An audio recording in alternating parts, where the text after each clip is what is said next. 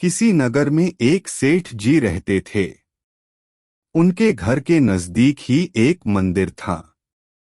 एक रात्रि को पुजारी के कीर्तन की ध्वनि के कारण उन्हें ठीक से नींद नहीं आई।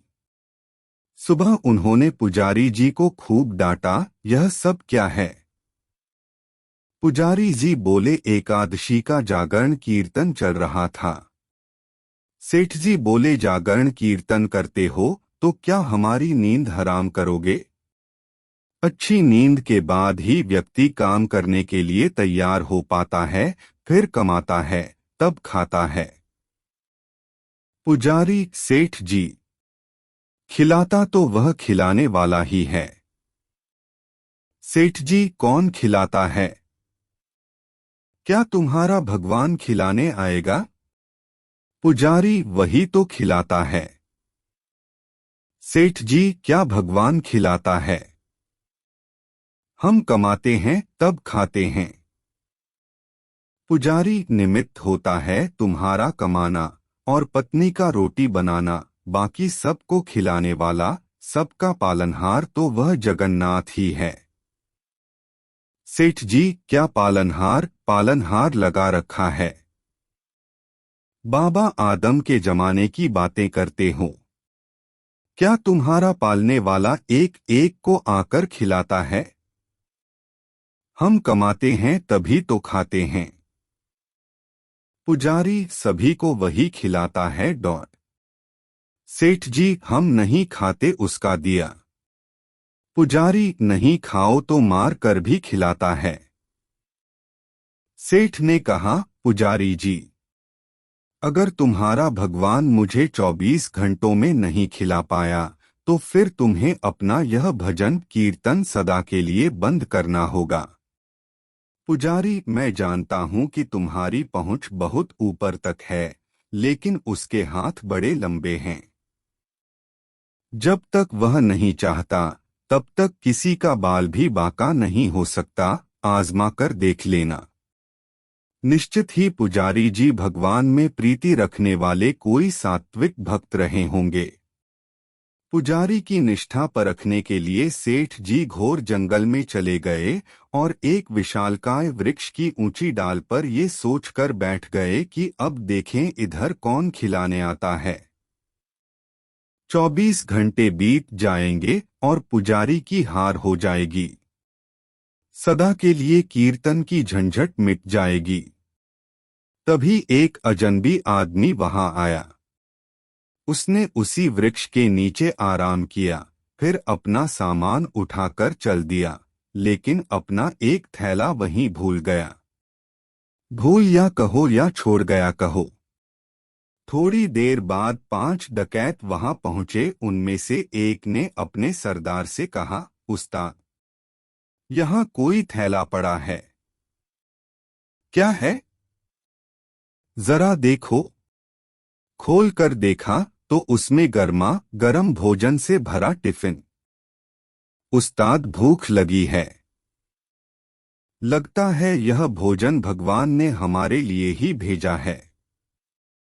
अरे, तेरा भगवान यहाँ कैसे भोजन भेजेगा? हमको पकड़ने या फंसाने के लिए किसी शत्रु ने ही जहर वहर डालकर यह टिफिन यहाँ रखा होगा, अथवा पुलिस का कोई षड्यंत्र होगा। इधर उधर देखो जरा, कौन रख कर गया है। उन्होंने इधर उधर देखा, लेकिन कोई भी आदमी नहीं दिखा। तब डाकुओं के मुखिया ने जोर से आवाज लगाई, कोई हो तो बताए कि यह थैला यहाँ कौन छोड़ गया है। सेठ जी ऊपर बैठे बैठे सोचने लगे कि अगर मैं कुछ बोलूंगा तो ये मेरे ही गले पड़ेंगे। वे तो चुप रहे, लेकिन जो सबके हृदय की धड़कने चलाता है, भक्तवत्सल है, वह अपने भक्त का वचन पूरा किए बिना शांत नहीं रहता। डकैतों ने ऊपर देखा तो वृक्ष की डाल पर एक आदमी बैठा हुआ दिखा। डकैत चिल्लाए, अरे नीचे उतर। सेठ जी बोले, मैं नहीं उतरता। क्यों नहीं उतरता? यह भोजन तूने ही रखा होगा।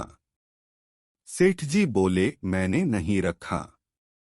कोई यात्री अभी यहाँ आया था, वही इसे यहाँ भूलकर चला गया। नीचे उतर। तूने ही रखा होगा जहर मिलाकर, और अब बचने के लिए बहाने बना रहा है। तुझे ही यह भोजन खाना पड़ेगा। सेठ जी बोले, मैं नीचे नहीं उतरूंगा और खाना तो मैं कतई नहीं खाऊंगा। पक्का तूने खाने में जहर मिलाया है। अरे नीचे उतर, अब तो तुझे खाना ही होगा। सेठ जी बोले, मैं नहीं खाऊंगा, नीचे भी नहीं उतरूंगा। अरे कैसे नहीं उतरेगा? सरदार ने एक आदमी को हुक्म दिया, इसको जबरदस्ती नीचे उतारो। डकैत ने सेठ को पकड़कर नीचे उतारा। ले खाना खा। सेठ जी बोले, मैं नहीं खाऊंगा।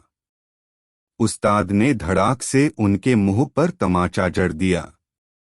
सेठ को पुजारी जी की बात याद आई कि नहीं खाओगे तो मार कर भी खिलाएगा। सेठ फिर बोला, मैं नहीं खाऊंगा। अरे कैसे नहीं खाएगा? इसकी नाक दबाओ और मुंह खोलो। डकैतों ने सेठ की नाक दबाई, मुंह खुलवाया और जबरदस्ती खिलाने लगे। वे नहीं खा रहे थे तो डकैत उन्हें पीटने लगे। तब सेठ जी ने सोचा कि ये 5 हैं और मैं अकेला हूं।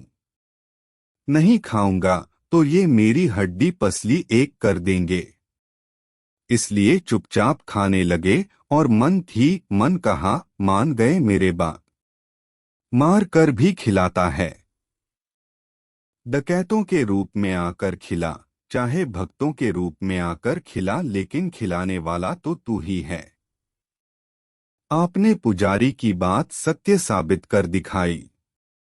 सेठ जी के मन में भक्ति की धारा फूट पड़ी। उनको मारपीट कर डकैत वहां से चले गए तो सेठ जी भागे और पुजारी जी के पास आकर बोले, पुजारी जी, मान गए आपकी बात कि नहीं खाए तो वह मार कर भी खिलाता है। संसार जगत में निमित्त तो कोई भी हो सकता है, किंतु सत्य यही है कि भगवान ही जगत की व्यवस्था का कुशल संचालन करते हैं। आथ अपने जगत के आधार भगवान पर विश्वास ही नहीं बल्कि दृढ़ विश्वास होना चाहिए।